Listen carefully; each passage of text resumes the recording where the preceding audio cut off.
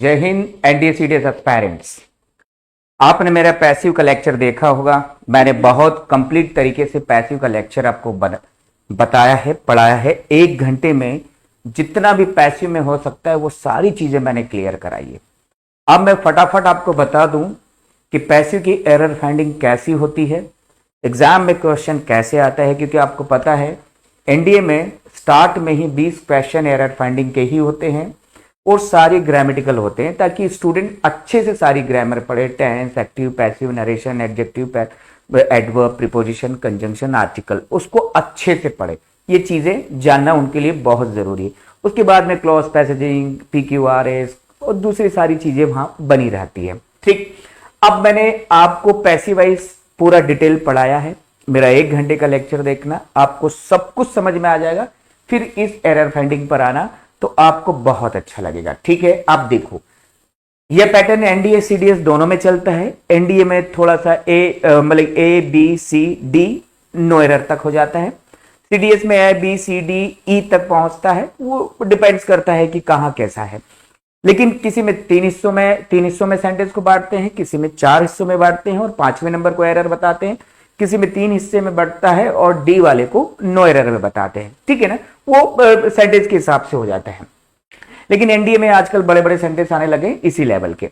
देखो यहां पर read each sentence to find out the whether there is any grammatical error. भाई grammatical error है कि नहीं, ये चीज आपको समझना है। यहां पर क्या है देखना है आपको, यहां पर ग्रामेटिकल एरर देखना है कि यहां पर ग्रामेटिकल एरर है या नहीं है। ठीक है, तो ये आपको समझना है कि यहां पर ग्रामेटिकल एरर है या नहीं है। ठीक है, अच्छा, यदि होगा तो एक ही पार्ट में होगा और वही पार्ट आपका आंसर होगा। एक चीज समझे कि यदि कहीं पर नो एरर है तो फिर जो 5वां वाला जो हिस्सा है वो नो एरर में आंसर हो जाएगा।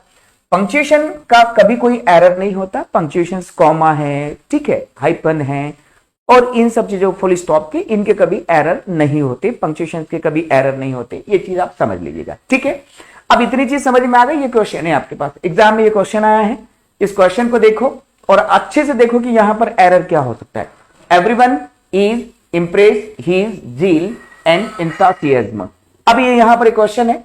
अब ये एग्जाम में आ चुका है, ये एनडीए के एग्जाम में आ चुका है। ठीक है ना, अब यहां पर एरर का है, सर एवरीवन इज इम्प्रेस।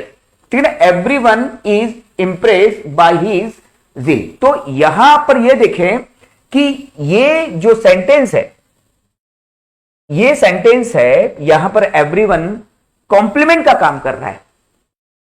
ठीक है, अब कॉम्प्लीमेंट कर रहा है तो एवरीवन यहां पर बाय हिज जील।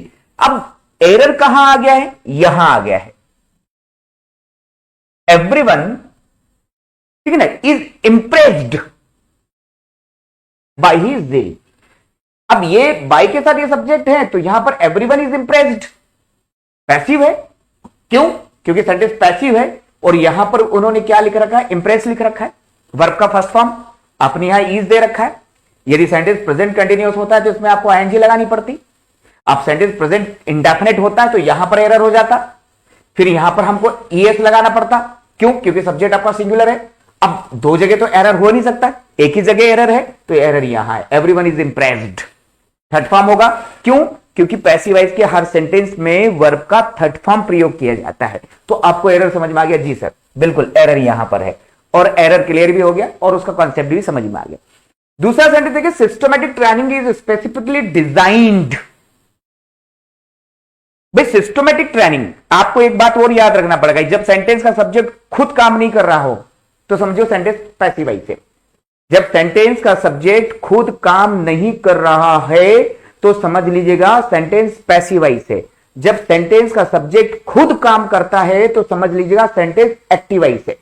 जब सेंटेंस पैसिव वॉइस है तो आपको वर्ब भी पैसिव वॉइस की देनी पड़ेगी। जब सेंटेंस एक्टिव वॉइस है तो आपको वर्ब भी एक्टिव वॉइस की देनी पड़ेगी। अब सिस्टमैटिकली ट्रेनिंग, भाई सिस्टमैटिकली ट्रेनिंग क्या की गई है, डिजाइन की गई है। ये वर्ब में एस लगा रखा है, अरे भाई आपने यहां इज लगा रखा है, यहां एस क्यों लगा रखा है, जबकि आपका sentence present indefinite passive voice है। तो फिर ये क्या जाएगा, ईडी में जाएगा। यहां पर क्या लगेगा, designed to meet defined needs to develop skill required to perform well.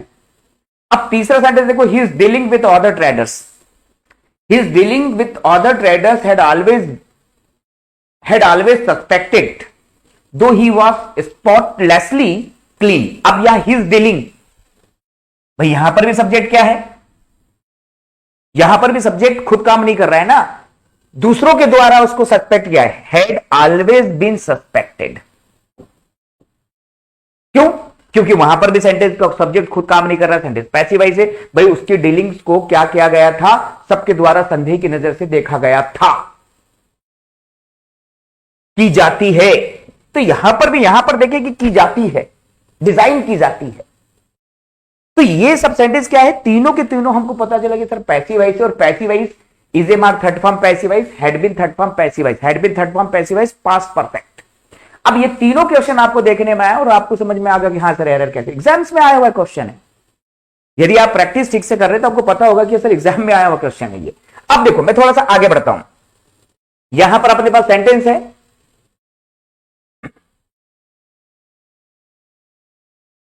ठीक। अब सेंटेंस देखें, we demonstrated to them how we were prepared the artistic pattern. आप देखो कैसे आप error, we demonstrated, sentence active voice है क्योंकि यहां का सब्जेक्ट खुद काम कर रहा है, और second form of the verb active voice, इसका पैसिव वॉइस होता है was were third form. Main verb और हेल्पिंग वर्ब से ही किसी भी टेंस की पहचान होती है। मेरा लेक्चर देखो आप, यदि आप मेरी एरर फाइंडिंग देख रहे हो तो 1 घंटा आप पहले वहां बिताओ, आपका 1 घंटा बेकार नहीं जाएगा। पहले मेरे उस पैसिव वॉइस के पूरे लेक्चर को देखो, फिर यहां आओ, और उसके बाद किसी भी पैसिव के वर्कशीट को उठाओ, सॉल्व नहीं करते तो भारत सरकार का नाम बदल देना। अब मैंने क्या कहा यहां पर, we demonstrate to them how we prepared, भाई कैसे हमने तैयार किया। तो ये क्यों आएगा, जब यहां पर ये भी खुद काम कर रहा है, ये भी खुद काम कर रहा है, दोनों ही एक्टिव है, और वर्ब थर्ड फॉर्म तो पैसिव होता है, was were third form passive voice past indefinite, ये एरर है। तो ये एरर है, तो फिर इस पोर्शन में एरर हो गया। यहां पर आपको बड़ी आसानी से समझ में आ गई, एनडीए का क्वेश्चन है ये। अब किस तरह का एरर है आपको समझ में आया कि क्या एरर हो सकता है, जब एक्टिव वॉइस सेंटेंस को, एक्टिव वॉइस के सेंटेंस में पैसिव वॉइस की वर्ब डाल दी जाएगी, पैसिव वॉइस के सेंटेंस में एक्टिव वॉइस की वर्ब डाल दी जाएगी, इसके अलावा एरर क्या है। अब बस आपको सेंटेंस बनाते आना चाहिए, आपको सेंटेंस कंपोजिशन क्लियर होना चाहिए। सेंटेंस कंपोजिशन करने के लिए मेरा पहला लेक्चर देखो एसवीसीएम सिस्टम, तो आपको समझ में आ जाएगा कि एक्चुअल में किस तरह के सेंटेंस बनाते हैं। देखें यहां पर 5वां नंबर का सेंटेंस देखें, tickets were started to sold for the morning show, ठीक है ना। तो tickets were started to sold, ठीक है, फॉर द मॉर्निंग शो।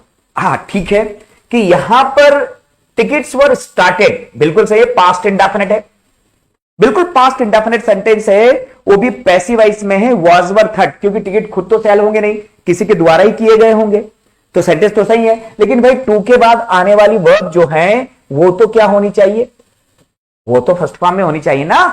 आपने पैसिव तो बिल्कुल सही बनाया है, लेकिन टू के बाद वर्ब का फर्स्ट फॉर्म इन्फिनिटिव होता है, टू के बाद वर्ब का फर्स्ट फॉर्म, या फिर वर्ब में आएंगी, या तो जीरन बनाओ या इन्फिनिटिव बनाओ, तो फिर आपको पता चलेगा कि हाँ सर ये तो बिल्कुल सही है। तो एरर यहां आ गया, किस तरह के सिली एरर है, लेकिन ये एरर आपको तभी तो पता चलेंगे ना जब आप इसकी प्रैक्टिस करेंगे, नहीं तो कैसे पता चलेगा आपको।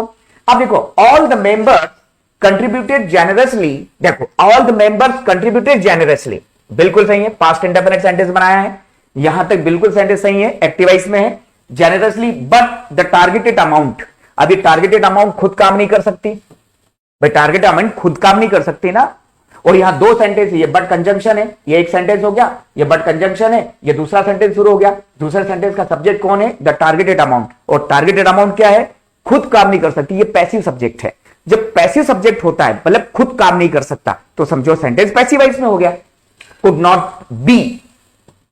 क्या सिखाया मैंने आपको, यदि मॉडल वर्ब हेल्पिंग वर्ब में आपने बी थर्ड फॉर्म कर दिया, सेंटेंस पैसिव वॉइस हो गया। तो यहां पर थर्ड फॉर्म तो पहले से ही था, और कोई भी कह देगा यार कि सर मॉडल हेल्पिंग वर्ब के साथ वर्ब का फर्स्ट फॉर्म ही प्रयोग किया जाता है, थर्ड फॉर्म तो तब लगता है जब पैसिव वॉइस हो और बी लगाना बहुत जरूरी होता है। ये एरर समझ में आ गया कि sir could not be collected. अब ये यहां पर समझ में आ गया कि सर एरर किस तरह से बनती है। आप एग्जाम उठाकर देखिएगा कि नया बच्चा, चलो पुराना बच्चा 1-2 बार जो एनडीए सीडीएस देकर आया है उसके लिए चीजें आसान हो जाती, लेकिन नए बच्चे के लिए वो चाहता है कि यार नहीं सितंबर में क्लियर करूंगा ही करूंगा। अब जो बच्चा चाहता है कि मैं एनडीए सीडीएस सितंबर में क्लियर करूंगा ही करूंगा, उसके लिए तो ये वर्कशीट बहुत जरूरी होती है, उनको तो ये वर्कशीट सॉल्व करना ही चाहिए और बिल्कुल वो मदद करेगी इनकी। अब देखो यहां क्या कह रहा हूं मैं, अगला सेंटेंस देखिए, none of the players was eager to participate in the competition as their demands were not meet. तो यहां पर नन ऑफ द प्लेयर्स, ठीक है सर, सब्जेक्ट बिल्कुल क्लियर है, was eager to participate in the competition, बिल्कुल sir.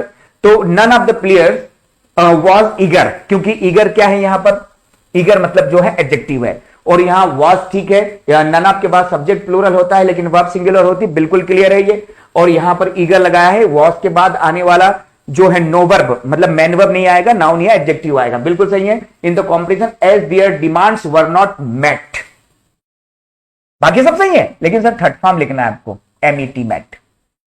तो किस तरह से अपन शुरू से पढ़ते आ रहे हैं, फिर अब अच्छा सर एरर यहां निकल आया है, बिल्कुल एरर, आप ठीक से पढ़ेंगे तो एरर बिल्कुल निकलेगा, नहीं ठीक से पढ़ेंगे तो कैसे एरर निकलेगा, तो ये समझना पड़ेगा हमको कि एरर कैसे निकालना है।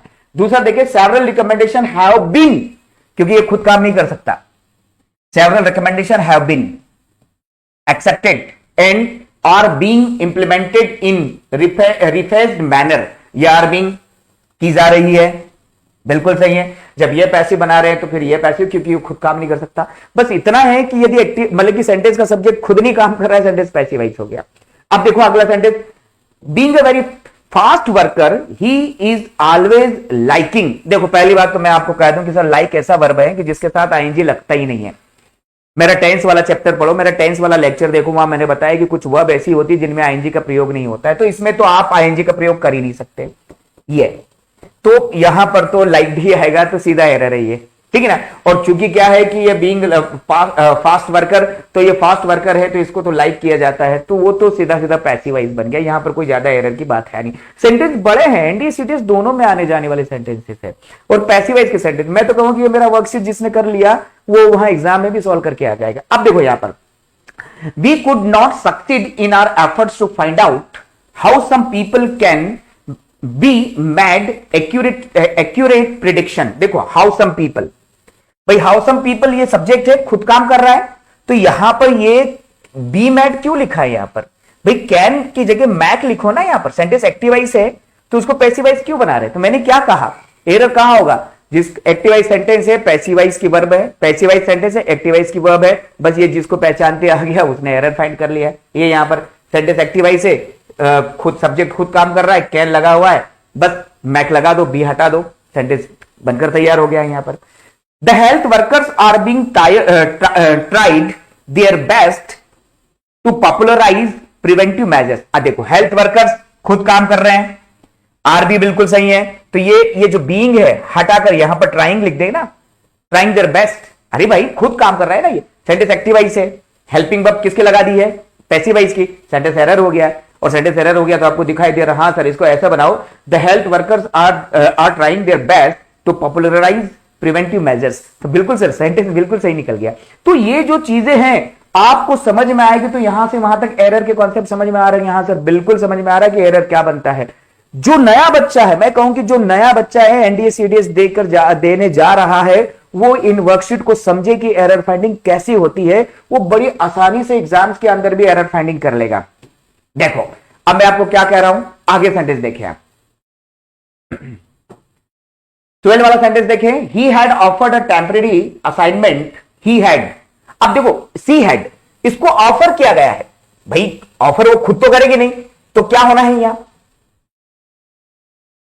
she had been offered a temporary assignment but she turned it down saying that she would accept only a permanent one। अब इसको ऑफर किया गया, वो खुद सब्जेक्ट नहीं है क्योंकि ऑफर करने वाला कोई दूसरा है, तो सेंटेंस तो पैसिवाइज है ना। she had been offered, यदि वो खुद ऑफर करती तो वहां पर क्या कहते हैं, she had offered to, तो someone आता है ना, कॉम्प्लीमेंट आता है वहां पर उसको ऑफर किया गया है, तो had been।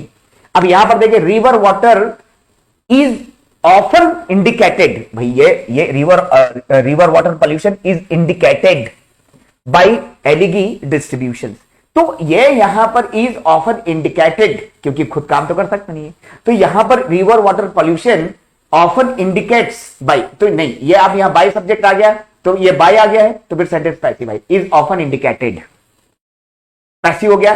ठीक, अब आप देखिए आगे सेंटेंस क्या है, 14 नंबर का सेंटेंस देखें, और 14 नंबर के सेंटेंसेस में आपको समझ में आएगा कि क्या है यहां पर, you will be prosecuted for bringing seeds into Australia. भाई तुम पर क्या मुकदमा चलाया जाएगा, क्योंकि ऑस्ट्रेलिया में तुम क्या लेकर आए हो, ये सीड्स लेकर आए। बिल्कुल सर, नो एरर है ये, बिल्कुल सही है।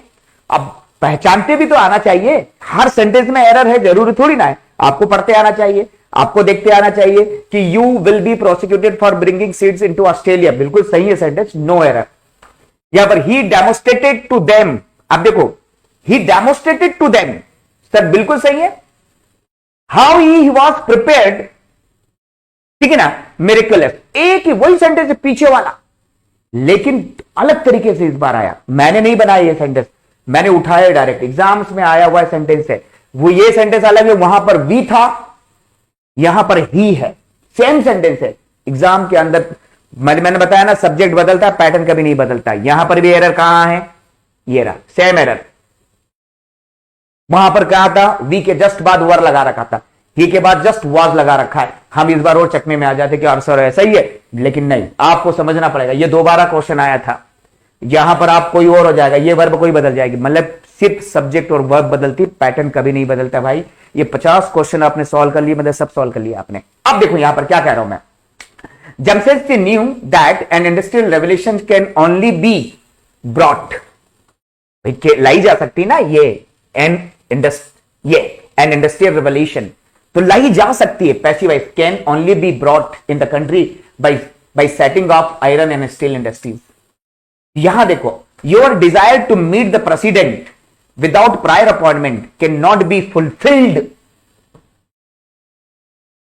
बी के बाद थर्ड फॉर्म, यहां पर बी भी लिखा हुआ था, यहां बी नहीं लिखा हुआ था, यहां थर्ड फॉर्म लिखा हुआ था, यहां थर्ड फॉर्म नहीं, क्या है, कुछ चीजें समझेंगे तो आपको पता चलेगा। यहां भी कैन से ही बनाया था, यहां थर्ड फॉर्म लिखा हुआ था, बी नहीं था, यहां पर बी था लेकिन थर्ड फॉर्म नहीं लिखा हुआ है। तो चीजें समझो आप, प्रैक्टिस की जरूरत है, केवल प्रैक्टिस करोगे बड़ी आसानी से होगा। Rivers, mountains, deep forest are the places mostly liked पसंद किए जाते हैं। If they are found guilty during investigation, complaint will be lodged against them. If they are found guilty during investigation, complaint will be lodged against them. No error, sir. क्यों? If they are found guilty, passive. Complaint will be lodged against them, passive. No error. बिल्कुल sentence में no error है। They had been hired a taxi, nice sir. क्योंकि इन्होंने खुद higher किया है तो बिन हटेगा, एक्टिव वाइस है। They had hired a taxi. क्यों? क्योंकि खुद काम कर रहे हैं वो। आगे बढ़ता हूं मैं, कोई भी दिक्कत हो कमेंट करो, अच्छी बुरी जो भी आपको लगे, सेंटेंस को समझो तो आपको खुद समझ में आएगा कि सर सेंटेंस बिल्कुल समझ में आ रहा है। दो ही has promoted 9 to banks board as a director, कभी भी खुद प्रमोट नहीं होते, हैज बीन प्रमोटेड। अरे भाई हम खुद प्रमोट होते हैं, कंपनी में काम कर रहा हूं कि सर मैं आज से मैनेजर, नहीं, दूसरा प्रमोट करता है तो हैज बीन प्रमोटेड। एक बात याद रखना, to the bank's board as a director, he continues to carry out all his current responsibilities. ठीक, as the president of India, Dr. Rajendra Prasad was known to all by all types of people in the world. Was known to, क्या कहा था मैंने आपको कि sir कुछ verb ऐसी होती है जिनके साथ पैसिव वॉइस में बाय नहीं टू लगाया जाता है, उसमें से नॉन एक है। क्लिक हुआ, रिकॉल हुआ तो मैंने कहा कि नहीं सर बाय नॉन के साथ बाय का प्रयोग नहीं होता, सर टू का प्रयोग होता है, तो मैंने टू फट से लिखा यहां पर।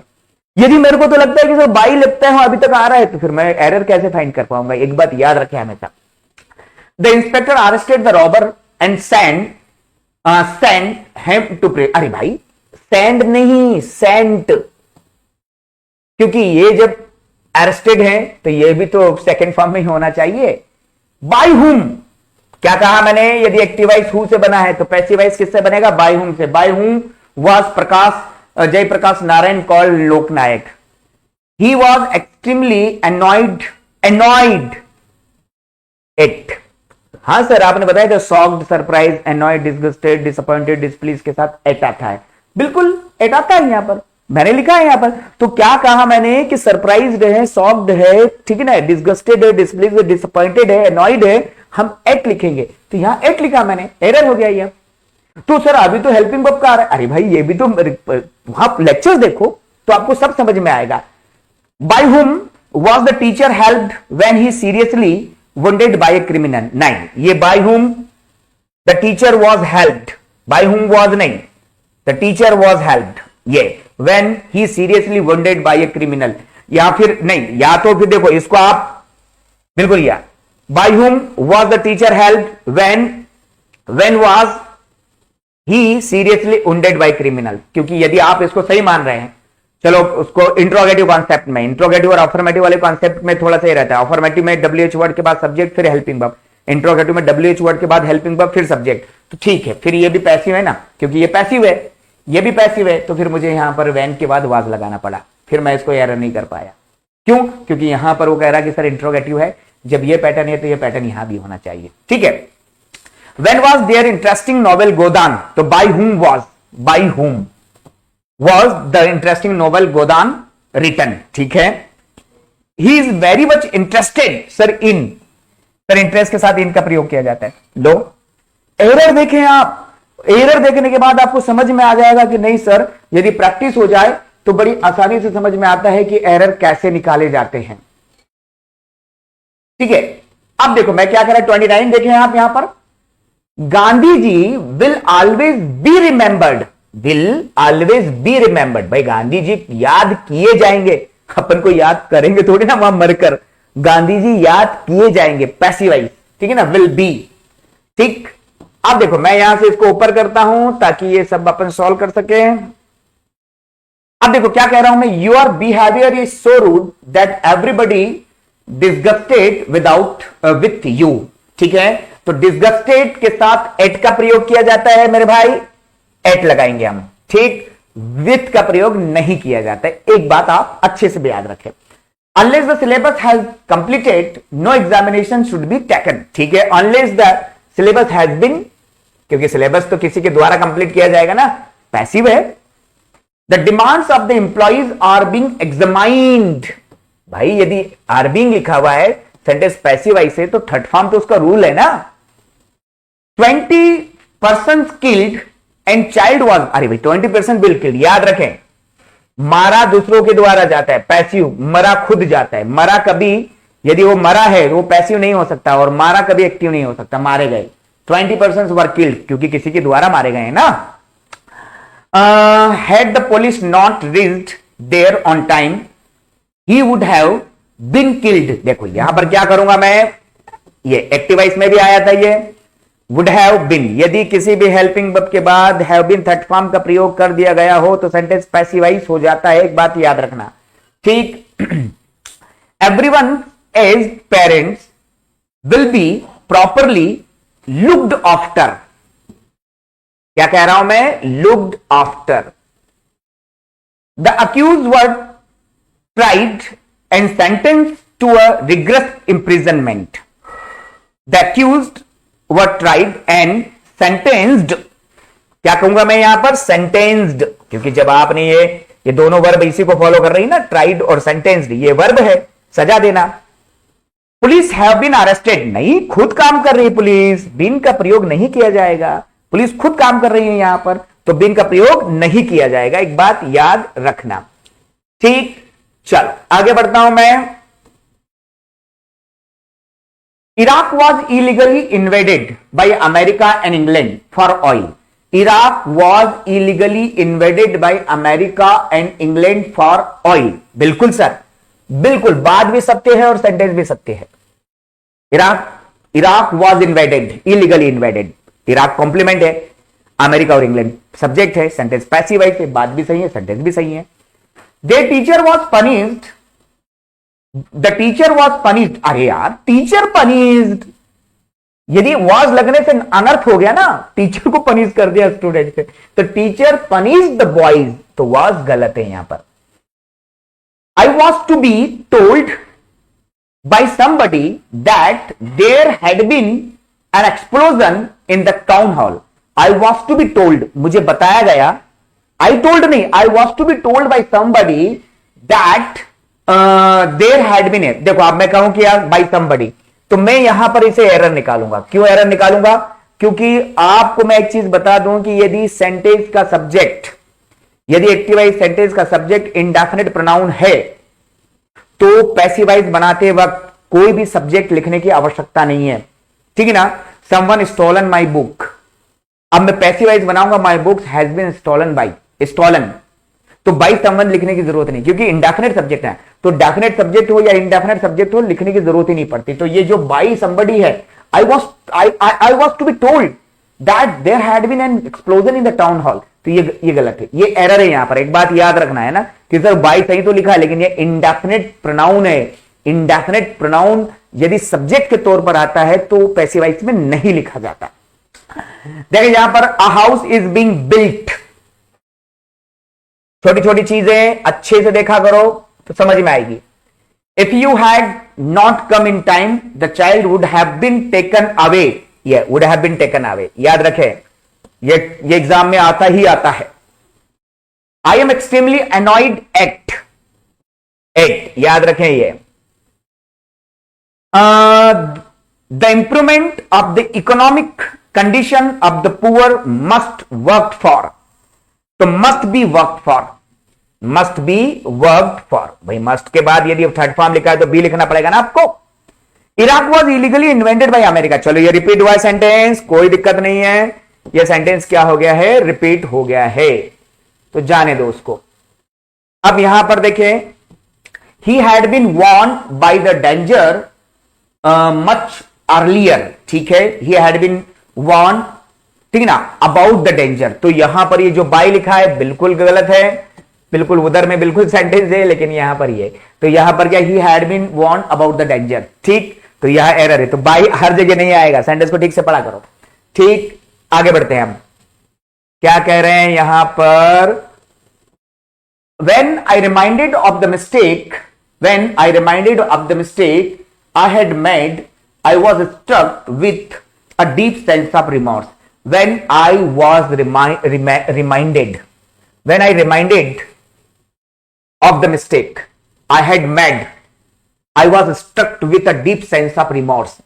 जब मुझे when I was reminded, भाई मुझे याद दिलाया गया, passive, when I was reminded of the mistake I had made, मुझे जब याद दिलाएगा कि मेरे से गलती हो गई थी तो मैं बिल्कुल गहरे पश्चाताप में पड़ गया, तो when I was, ठीक है। द टीचर वॉज पनिश्ड, नहीं, ये रिपीट हुआ है सेंटेंस, गलत है ये। I was to be told somebody there had been an explosion, ठीक है, ये समबडी एरर है, रिपीट हुआ है ये भी। A house is being built, ये भी एरर है, यहां पर रिपीट हुआ है, कोई दिक्कत नहीं, ठीक, टी आएगा यहाँ। तो मैंने यहां पर 50 क्वेश्चन कराए हैं पेरेंट्स, इन 50 क्वेश्चन को देखें, 2-3 रिपीट हुए हैं लेकिन सारे एरर में। जरा सा भी कंफ्यूजन हो, जरा सी भी दिक्कत हो, मुझे कमेंट्स करें और लगातार मेरे इस चैनल से जुड़े रहें। मैं जितनी भी ग्रामर हैं वो सारी ग्रामर को आपको कराऊंगा, एक एक वर्कशीट और सारे चैप्टर्स को बहुत ही सिस्टमेटिकली तरीके। आप मेरा वीडियो देखो चैप्टर का, देन वर्कशीट पर जाओ, आपको बहुत मजा आएगा एरर फाइंडिंग करने में भी, साथ ही साथ आपको ग्रामर के चैप्टर समझने में भी, ठीक है। चलो अगले चैप्टर्स में मिलूंगा, टिल देन गुड बाय, जय हिंद, थैंक यू।